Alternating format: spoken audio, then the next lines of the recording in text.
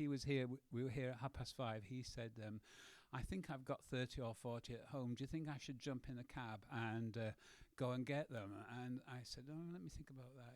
Yeah, I would do. I'd do that." So that's where he's gone. So they should be here. He said he's going to take about 2 hours. So they should be here about 8:30, if that's okay. So, so in the meantime, you've just got me. I'm doing the drinks. I'm doing the doors. That's the kind of publisher I've got. I don't know how many people have done creative writing courses, but do they know this part of what I'm going to do now, I'm going to show you, do you know you've been to PowerPoint things where they have a picture on the screen and it's got words and you can all read the words, but the person actually then reads them out to you? And sometimes the words go down an acrostic and it says something like safe, if it's like a... And then you have to remember what S stands for and what A stands for. And it's something, a life and death situation, and somebody's dying. You think, I can't remember what save means. Well, that's exactly what I'm going to do today. So what I'm going to do is I'm going to show you 4 short stories from out of the... Well, 2 of them are stories from the book. The first one is a story about how I became a cartoonist. The second one is how this book came about. And then the third one is about my coccyx. And then the fourth one is about the fight for equal marriage. So there's a bit of something for everybody. So I'm going to start with how I became a cartoonist. And it starts like this. So let's see if I can get this to work and this to work. So there we are. I should tell you what 40 Lies is an anagram of life story. But when I said that before, when I did another launch, somebody said, oh yeah, it's also an anagram of toy rifles. And it's also... And there was another one. What was it, John? Fiery Slot. And so if I ever do another book, it's going to be called Fiery Slot. Now, who'd... We could do fire. I don't think I want that one. Tory Flies, maybe. No. I think Fiery Slot's got its edge on Tory Files, don't you? Yeah. Right. And IPSEDIXITISM. IPSEDIXITISM, I think this comes up in later anyway. IPSEDIXITISM is a Greek word that was translated into the Roman, and it means, and it was about Pythagoras, because everything he said, people said, oh, whatever Pythagoras said is true. And so this means IPSEDIXITISM, everything that I say is true. So although the book is called 40 Lies, because I'm saying it, they're all true. And there are other people use IPSEDIXITISM all the time. People like Donald Trump and your mum. Your mum says, why? And you said, because I say so. You know, that's IPSEDIXITISM. And yeah, well, those will do anyway. So, okay. 40 Lies. So there's, right, here we are. I'm David. I like to draw. I draw with my right hand. Sometimes I draw with a small Jack Russell sitting on my shoulder.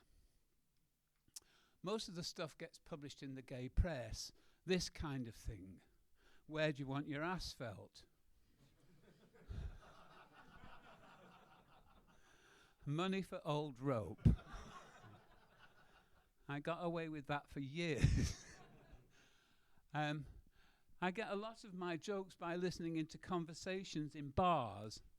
You, in rubber, you look like a pig in a bin bag.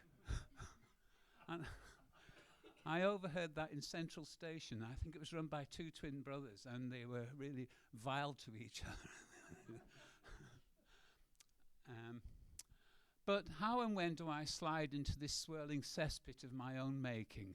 Same narrator, different dog. Let's go back in time. Picture, if you can, here we are, simple souls, my NHS nurse boyfriend and me in our Norfolk bungalow, me busy with my paintings of beautiful flowers. Cup of tea and a Mr. Kipling. Cool. I was a school teacher. I was the art I was the art teacher in 1981. There's a bigger picture now. So there we are. That's me. And I was head of art.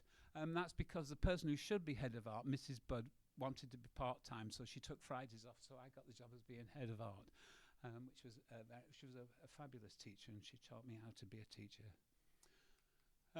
Anyway, when out of the blue, I'm offered a one-man show in a gallery in Knutsford.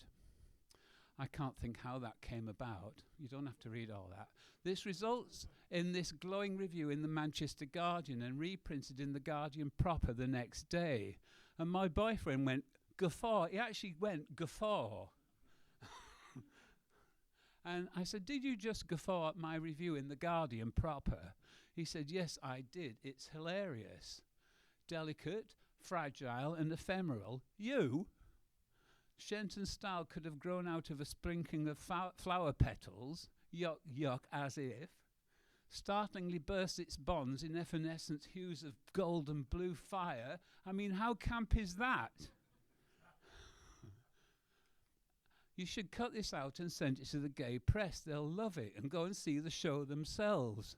I said, what, in Knutsford? Maybe. I know they won't, but I photocopy the clipping and send an invitation anyway. That's when you have to use 10p on the photocopying machine, do you remember? And of course, I hear nothing. Is there a letter with a London postmark for me today? No, Dave, nothing except this plain brown envelope, which is most likely your complimentary copy of Gay Whatever. So now I see exactly what the arts pages in the gay press comprise of. Gay Whatever. Painting, male nude. Dance, male nudes. Opera, soprano plus male nude. Poetry, camp male nudes reading poet to a farmer, nude. And so this sets me thinking, just what is gay art? And I'm opening a can of fresh wiggly worms there. Perhaps I should write to the paper and ask, but no, I draw them a cartoon instead. This one. Now, this is my first cartoon ever, and it's a picture of two clones. Everybody was a clone in those days. Going round, it could be a Kandinsky exhibition, but this Kandinsky painting has a penis. Can you see it's got a penis? And the joke is, I expect it's a token male nude so he can get a write-up in Gay Whatever. And that's my first ever and I sent them that instead of, why haven't you been to my exhibition, you bastards?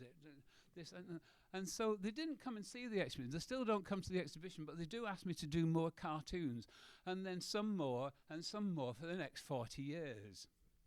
So even now, whenever I have an exhibition, I always include this painting too, just in case. So I actually painted the painting in there. And in fact, it got sold once. See the red dot, but the buyer didn't come and collect it. And my jokes were kind of like this to start off with. My character gained a name. His name is Stanley, named after my dog. And it was like this, so you can see, take your shirt off. No, I'll rip it off. No. And it's when that's how long I've been going. This is the engagement of Princess Diana. I got money for these. And there I am, you see. This is by Bob Workman, this photograph. And he just pinned up all the cartoons, blew them up on the photostat machine, and told me to wear a check shirt, but I look more like a catering check shirt, really. I didn't do the lumberjack check shirt. It's the wrong check shirt. I didn't know that. And Stanley became a book, Stanley and the Mask of Mystery, and this came out in 1983, and it's the first queer graphic novel, certainly in Europe, we think the world, we're not sure yet. Could have happened in America, but it's 83, so it's certainly in Europe. Nobody else had done a gay graphic novel, so if you've not got that book, you can now get them online for about, did you look, something like £219 or something. I think it's a bargain, actually. Then Steve Bell was always away in the Guardian, and he always said, "Oh, Steve Bell will be back next week." And I thought somebody should fill that when he's not there. I thought I could fill that, so I sent him a strip to the Guardian called "Steve Bell will be back next week," and they published 6. And then when he was going to be off again, they said, "Can you do another 6?" And I did that for 13 years. all I had to do was not be Steve Bell, so I didn't have to draw John Major. I didn't have to draw anything. So I just had these stupid characters like Clever Duck, who was always on Mastermind and answering questions. And so this is Clever Duck, and your chosen subject, the plays of William Shakespeare, the tragedies in particular, especially Hamlet, focusing on Act 2, Scene 2, and concentrating on line 487, word 4, which is strumpet. Correct. Yeah, it's good, isn't it? And then I got all sorts of jobs coming. And this is me working in Solicitor's Journal. I'm not a solicitor. I have no idea what these pieces of writing came through. I didn't even know the words they were using. And so, but all I have to do really is to read it and come across a phrase that doesn't actually make sense, and then twist it round or just use another word that sounds like. So this is about the Misrepresentation Act. And so I thought, what can I do for the Misrepresentation Act? So I just drew a Mexican juggler and said, ladies and gentlemen, Miss Barbara Streisand. And that does the trick, you see. I mean, how funny do you have to be in the Solicitor's Journal? This is Architecture Review. Again, I was in there every month. So this is Architecture Review, and this is just one of the things I did there. So this is about the devil offering an architect the Brazilian rainforest so they could build on it. And you can see that it's about ethics, I suppose, building ethics. But I think it works. And finally, this is the one that's paid my wage, my rent every week. This is The Optician. Kate Charlesworth phoned me up to say, David, the optician's cartoonist has died, and they want me to do a cartoon, but I don't have the time. Do you think you could come up with a glasses joke? And I thought, well, I could probably come up with 6 glasses jokes, maybe. I don't know how many glasses jokes you could come up with. But I was in The Optician weekly for 25 years. So that's 1,300 glasses jokes.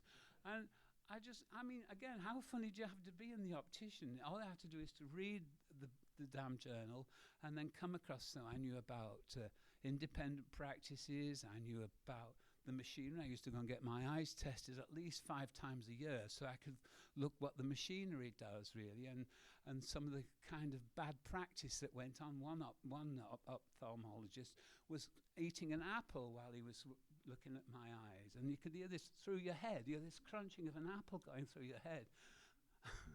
And I asked all my friends what glasses mishaps they've had, and our next door neighbour had a pair of contact lenses put in his eye. He was called John Davies, and these contact lenses didn't work, and so he took them back and found out he had Ray Davies's contact lenses in, and he's the lead singer of the Kinks. I mean, how else?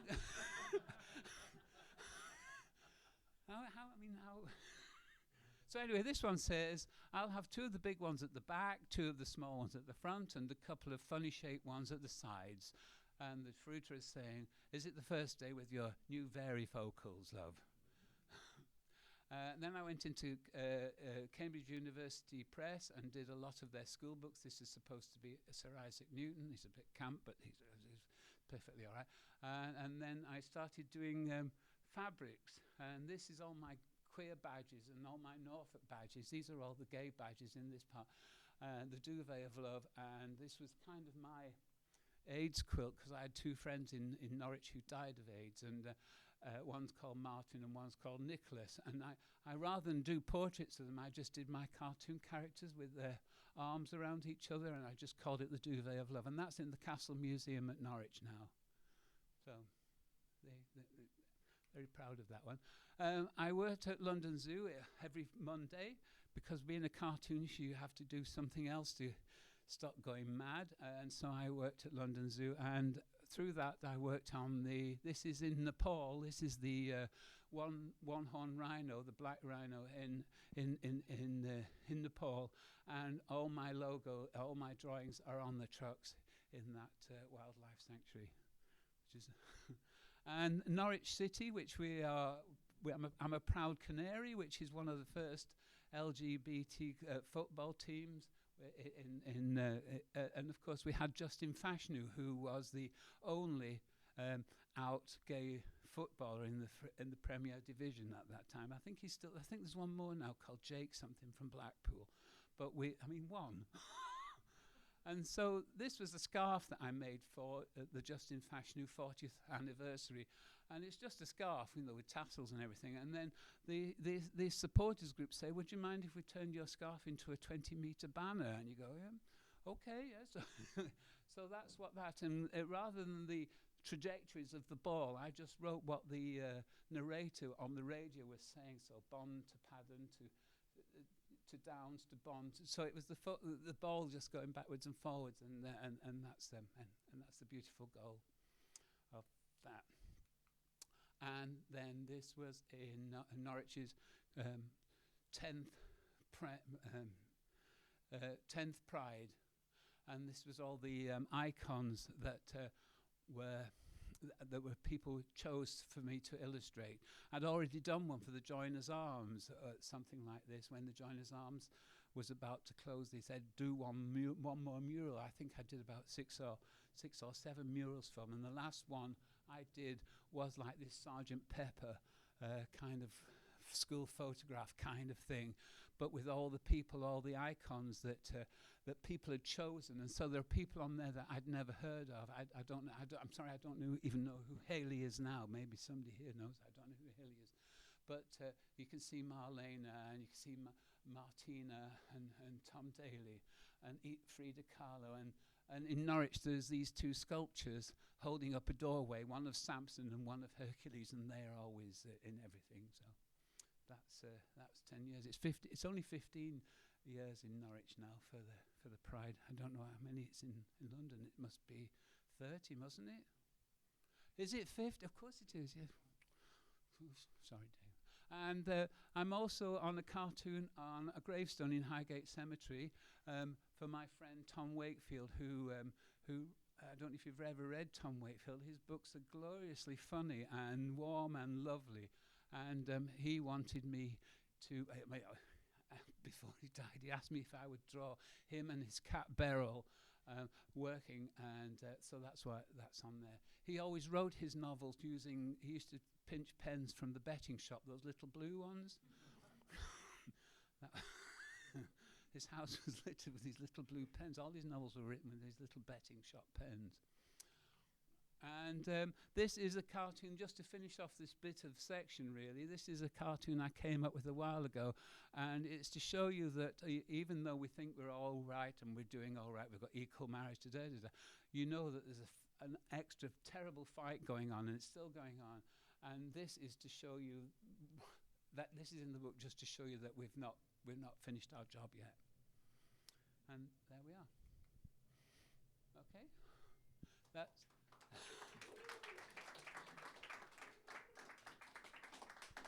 Does anybody want to ask me anything about that? Tom Wakefield. Yes. I remember I thought that used to say writer, educator and mother. It does. Does it? I didn't see mother on it. Oh no. It did. You're right. It did. It said writer, educator and mother. Well, how can that not be? That must have been photoshopped out. It can't have been unchiseled. I haven't done that. You're right, that does say mother. Yeah, that did say mother. Which I thought was really, really sweet and absolutely accurate for the kind of Peter, you're absolutely right. That should say that. Is that? I don't have to get that big again, do you? Anybody? Press play. Click on play. Where? Does anybody know how to get this bigger? Use the computer and click on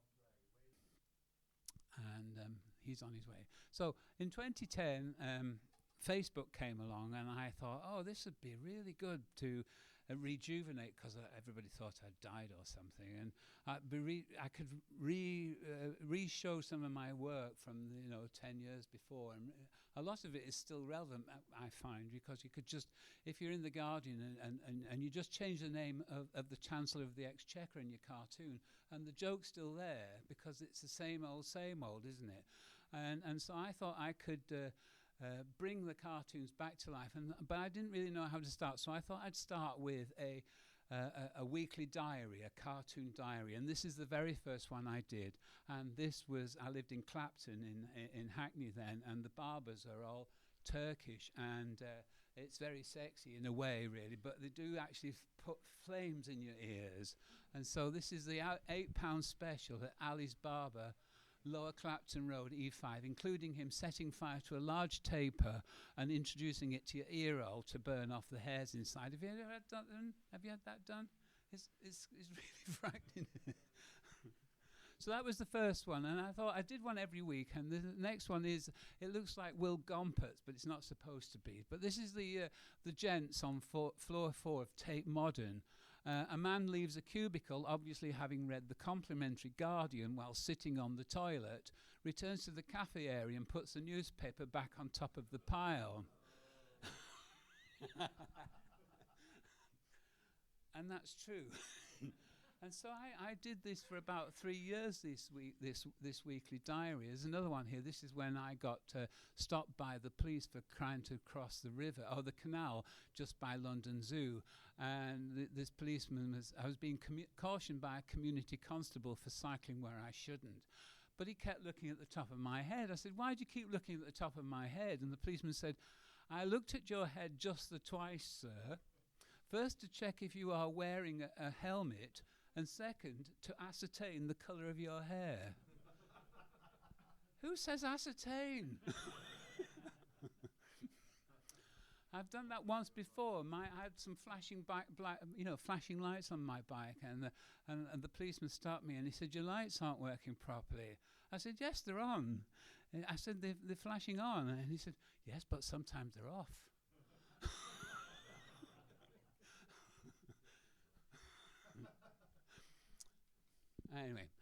Anyway, I put these diaries together and made them into zines. And I started turning and then going to zine fairs. I started making zines. Zines seemed to be the way forward. So I collected them all together, these diary pages, and turned them into zines on my Epson. I open an Etsy account and sell 3 copies. Wow, you've made a sale. Expect £5.07 coming your very soon. And these are my zines. I did 13 altogether. So the top 4 are the diary ones, and then I also knit. And so the next ones are knitting pattern ones, and then a story about coming out in chroma. There's a kind of fake superhero one. These are all the cartoon ones from The Guardian, and bits of capital gay. So these foolish things, 1, 2, 3, and 4. And then I did one about equal marriage, my 4th December wedding, which I'm going to show you that story later on.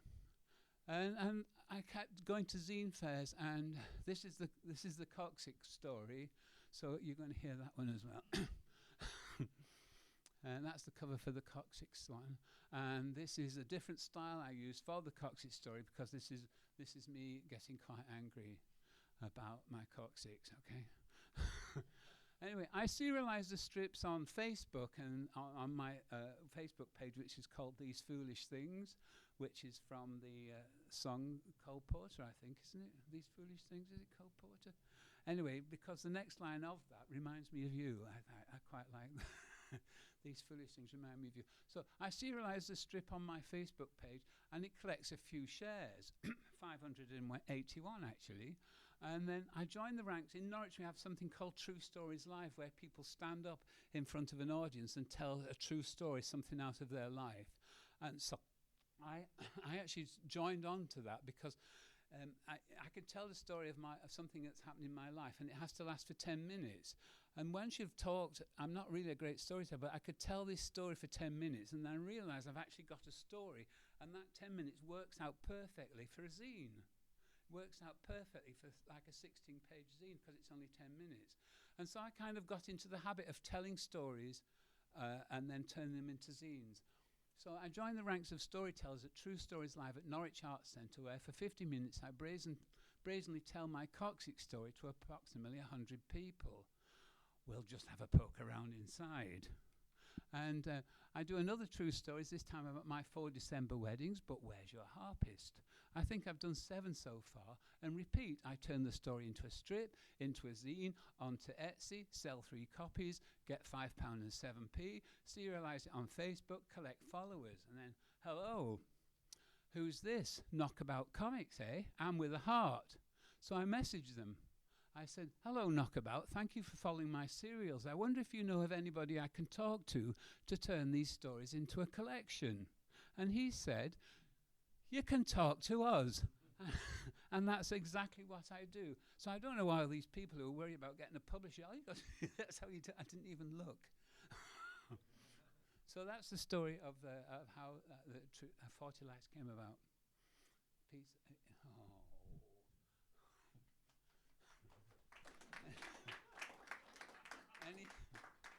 Any questions? Want some more to drink? No. Any questions about that? No. If you need any tips about finding a publisher, just come to.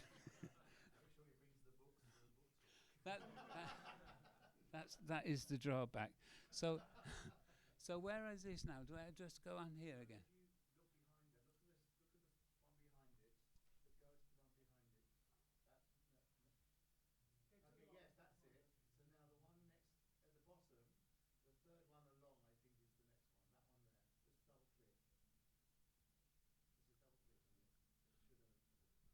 It's gone back to the other one. And big?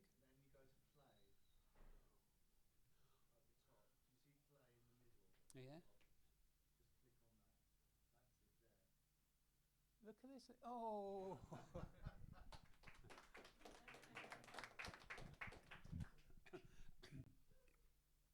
Okay, this is the story of my coccyx. You're going to love this. Okay. It's called coccygodynia, which is a complaint. So, coccygodynia. As I said, being a cartoonist, it's a very lonely job. I suppose any kind of writing is a very lonely job. And so every week I always volunteered. I volunteered for Frontliners, I volunteered for Terence Higgins Trust, but I always ended up doing the damn newsletter. And I thought, I can do this at home. I don't really want to do another, I want to be doing something different. And so I was walking through London Zoo and it said volunteers needed. And I thought, well, I'll have a go at that. They're not going to give me the newsletter to do. And so I was there for 15 years every Monday.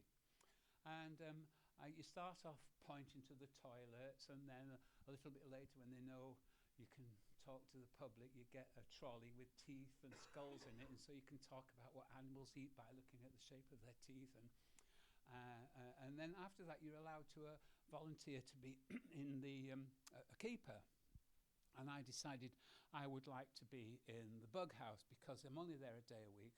And I don't really want to spend all day shoveling, really. So I just thought insects have really tiny poo, and I didn't know anything about insects, but now I do. You know, it's really nice to do a job where you don't know anything, and you just learn all these new things. So we're actually breeding diving beetles and letting off tiger ants on the Sussex Downs, and it was a marvelous experience.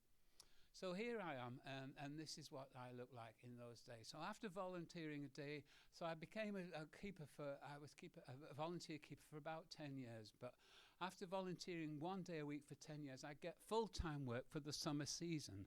I become a real zookeeper. And so this was full-time now, just for the summer. And I'm in the bug house. My favourite animals are the invertebrates, especially scorpions. But sometimes I get sent to other sections if there are staff absences. And this story starts when I'm asked to help out in small mammals in the nocturnal house, along with an elderly volunteer called Hilda. Cool, that's dark in here, isn't it? Your eyes will adjust soon. I just finished cleaning out the pottos. Thank you. Pottos are small loris-like African primates. They live in the rainforest canopies and almost never come down from the trees. They wee an awful lot. Hilda is standing watch outside the enclosure in a gloomy passageway. As you can see from the previous drawing, the doorway to the potto enclosure is about 1.5 meters higher than the corridor. Access is by 6 metal rungs fixed into the wall. It's quite difficult to get out. Luckily, Hilda is there to put my foot on a rung. By the light of a tiny red bulb. Am I anywhere near? Very close. Of course, I'm not. I fall, followed by a bucket of potto poo. Smack against the back wall, crack, and crash heavily to the ground on my arse. Ouch. Crunch. The damage as I imagine it caused by the fall, it feels like this before with the sunshine out, and you can see that the tailbone is actually turned in. Like my tailbone has been inwards, if that's possible. Interesting fact. This bone is called the coccyx. The name comes from the Greek word for cuckoo, due to its beak-like appearance. How many people knew that before now? Because I'm doubled up in pain, I can't get on my bike, I can't sit down on the bus. I go to see the doctor and I tell him my story. Zookeeper, nocturnal, elevated enclosure, missing rung, backflip, bent coccyx, potto poop. Oh dear, if you say so, you've got a bladder infection, that's for certain. And he doesn't believe me. And I say, is it possible to bend your entire tailbone inwards? And he said, I see you're a gay man. So tell me, have you been pushing things up your bottom? I said, excuse me, well, do you mean, how long do you want me to go back? Do you mean recently? Well, then I'm afraid we could be looking at an enlarged prostate or even prostate cancer. I said, but the fall. He said, these tablets will sort out your bladder problem and I'll just have a poke around inside, so pants off. Oh yes, I can feel a lump. I said, well, that's probably my coccyx pointing inwards from the fall I was telling you about. And he said, well, it indicates I'm right in my diagnosis. I'm going to say it is an enlarged prostate. The best way to see for sure is from the inside, so I'm going to send you for a cytourethoscopy. And they will introduce a thin tube with a light and a camera through the end of your penis into your urethra, etc., etc. Outpatients. This square pinpoints the exact date of my cytoscopic procedure. News has just come in reporting the death of Gene Pitney. And the radio's on and he's going, dearest darling, I have to write to say that I won't be home anymore. And she goes, I can't see anything. And I said, that's because, and I was only 24 hours from Tulsa, that's because that's not what is wrong with me. And she said, no, nobody, no, nothing. Pop your pants back on and take this to the registrar on the front desk. I said, please listen to me. And Brandon on the front desk. I see. Gay, eh? Been pushing things up your bottom, I suppose. What? Here's a prescription for some cream. And with your lifestyle, might I suggest you take a few of these pamphlets about HIV, AIDS, and safer sex? And to add insult to insult, one of the leaflets I'd actually illustrated.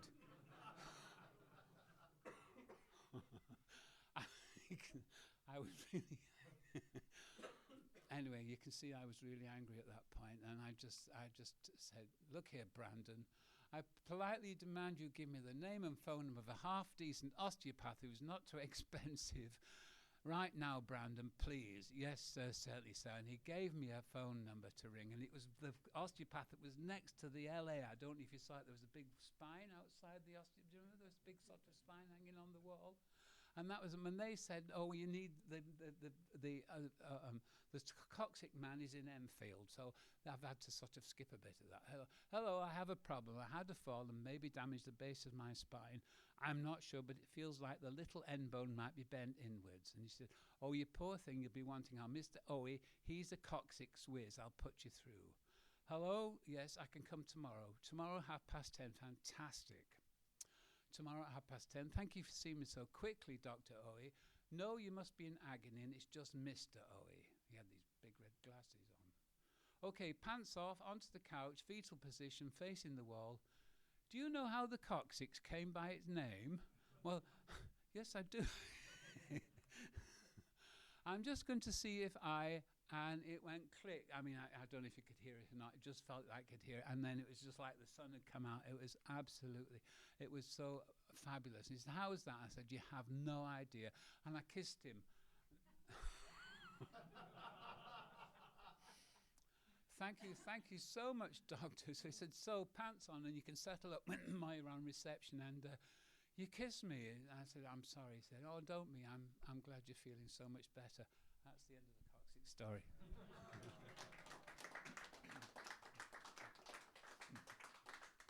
Any coccyx questions? Did you claim the money back from the zoo? No, I didn't actually, because I don't know.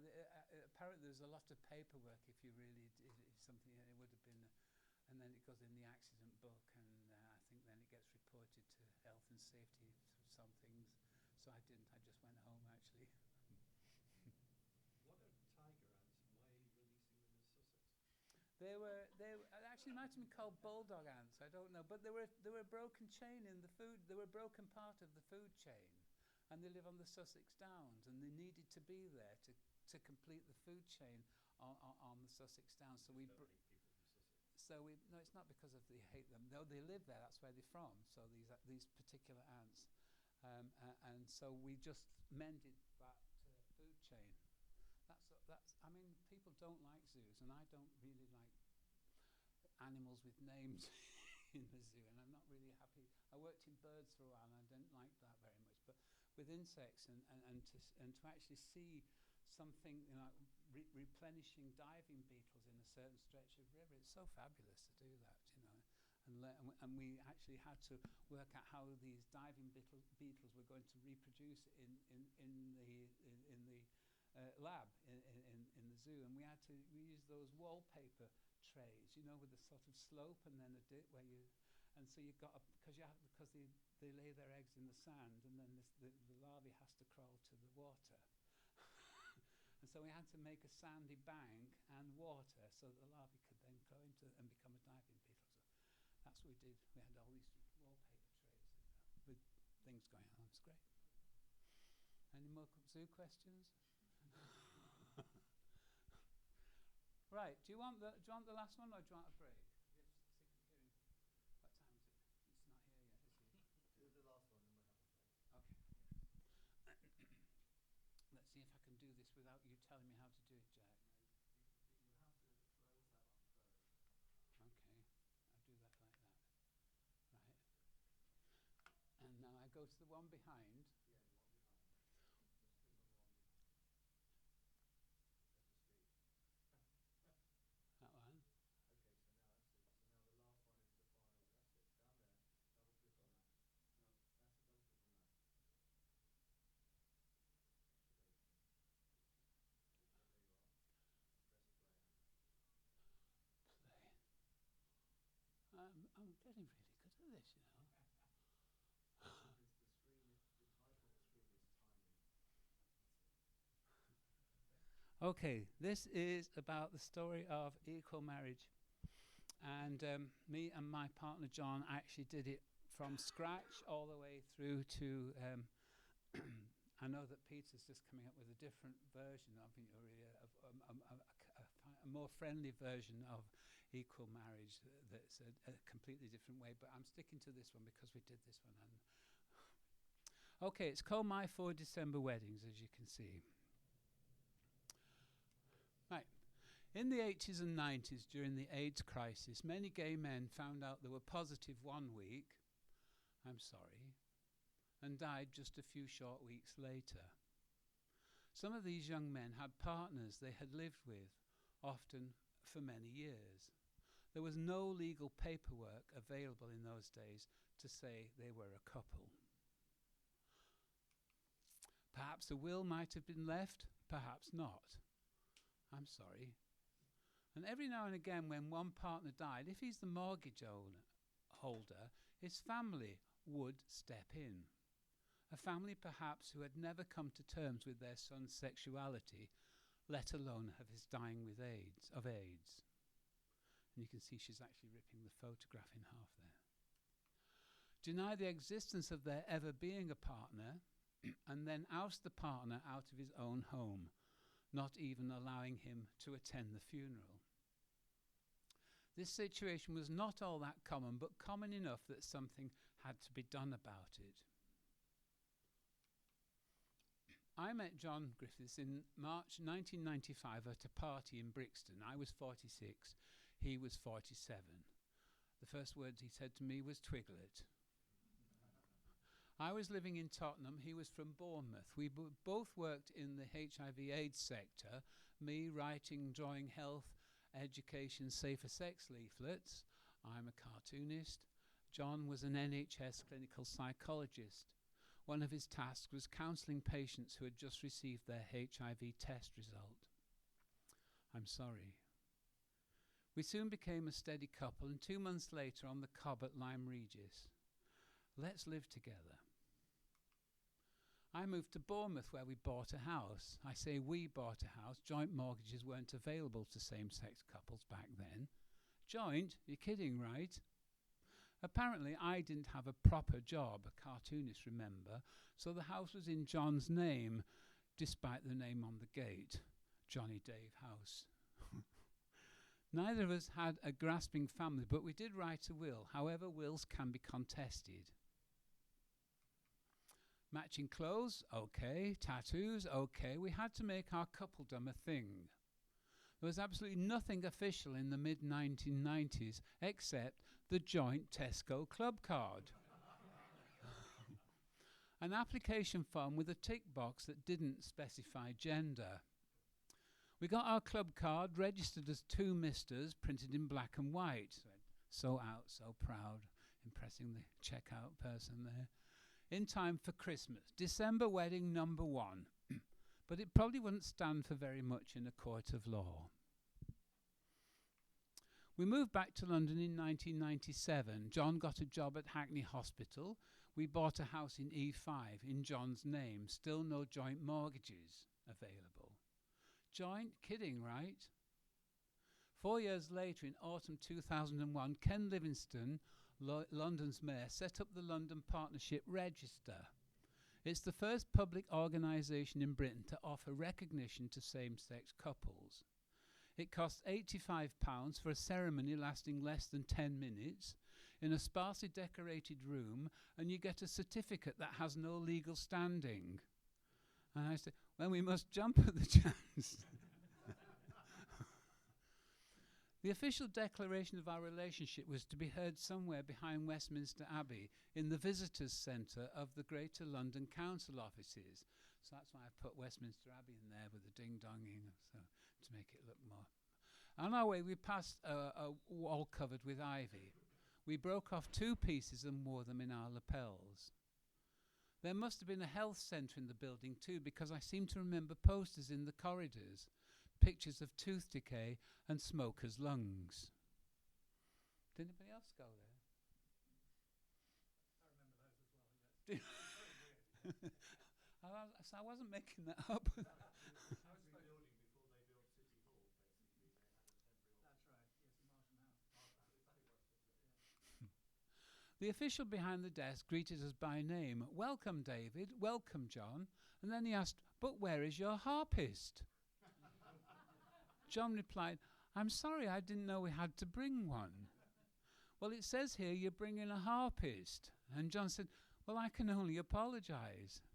Now, when I did this talk in Queer Britain not so long ago, there was a person who'd just come in and he said, oh, we must have followed you because that was our harpist. And then there was a bloke at the back and he said, oh, that's my partner. He is the harpist. And you think, that's what gays do at the wedding. The first thing they book is the harpist. So anyway, we didn't have a harpist. Anyway, December wedding number 2. Yes, a certificate still completely useless in that court of law, but hey, it's a start. Another 4 years passed before wedding number 3, the 21st of December 2005, the very first day that civil partnerships took place. Civil partnership, noun, a registered union of same-sex couple with rights similar to those of marriage. And we'd booked the very first one at Hackney Town Hall at 10 a.m. on that very first day. We asked John and Bridge, our next door neighbours, if they'd like to come along. Are you busy? We gave them each a sprig of ivy and caught the 38 bus. Traffic was light. We arrived a bit early. What did you find? Coffee first? But Featherspoons was surprisingly full, people eating breakfast and catching up on the news. Elton John was going to get married on that civil partnership on the same day. So the papers were full of Elton John. Elton to wed today. Fucking Elton, fucking puffs. And that one there, actually, that paper there, I don't know if you find it, it says, Elton takes David up the aisle. I mean, that's... So we decided not to stay in Featherspoon, sorry. This was the registrar's very first day too. Would you like some music? No, thank you. Maybe say a few words? No, thank you. And was rather disappointed that all we wanted to do was to be shown where to sign. As she dipped her brand new fountain pen into a bottle of blueback ink, John said, hold on. There's already writing on this page. I thought David and I were to be the first. Oh, that, yes, 2 women called in this morning and did it on their way to work. But, John said, we'd been nobbled. yes, they didn't want any music either. Anyway, all of a sudden, Bridge behind us burst into tears and I said, Bridge, are you all right? She said, I always cry at wedding. This is so beautiful. And that was before we'd even signed. Anyway, afterwards, on the town hall steps, we asked a passerby to take our one wedding photo. Then it was back on the 38, this time into town and lunch at the Ritz. And there we were, 2 middle-aged gay men, now official, indisputable partners, at last taking well over 10 years to get a joint bank account, a joint mortgage, next of kin status, legal responsibility, rights the same as marriage, more or less. John retired, we left London and moved to Norfolk. And 9 years later, the 19th of December 2014, we celebrated Standard Conversion Friday.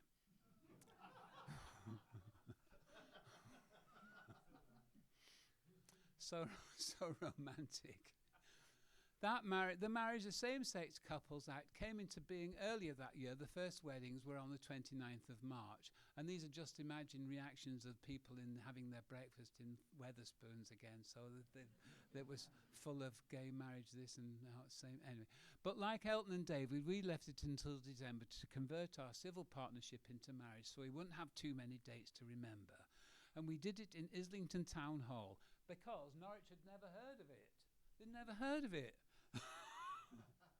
So we had to come back to London to do our Standard Conversion Friday because Norwich had never heard of it. So we did it in Islington Town Hall, no witnesses needed. We found some ivy. We queued at a sliding window, signed a form, and he's saying, on the dotted line, and that was the sweatiest man I've ever seen in my life. And we were married, plus it had been backdated to our civil partnership in 2015. And instantly we'd been wedded for 9 years already. And John was very disappointed because he'd missed all those anniversary presents, like paper and cotton and leather and linen and wood and iron and wool and bronze and clay. But anyway, December wedding number 4, and this time it's equal marriage recognised by every court of law in the land, but still completely ignored by the Church of England. Right. But as another 4 years passed, on December the 12th, the anniversary was just a couple of days ago, 5 years ago, 2018, John died following a short illness. Although John and I never quite got used to calling each other husband, I used the word with pride at the hospital and occasions afterwards. I said, and you are Mr. Shenton, and your relationship to the deceased? Husband. Okay, I'll just put civil partner. No, you won't. You'll put husband. Okay, and that's the end of the story.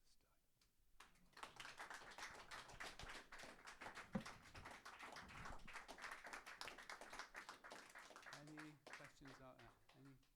I've finished now, so if you want to ask anything. Sorry? Oh, has Tony come back? One of the staff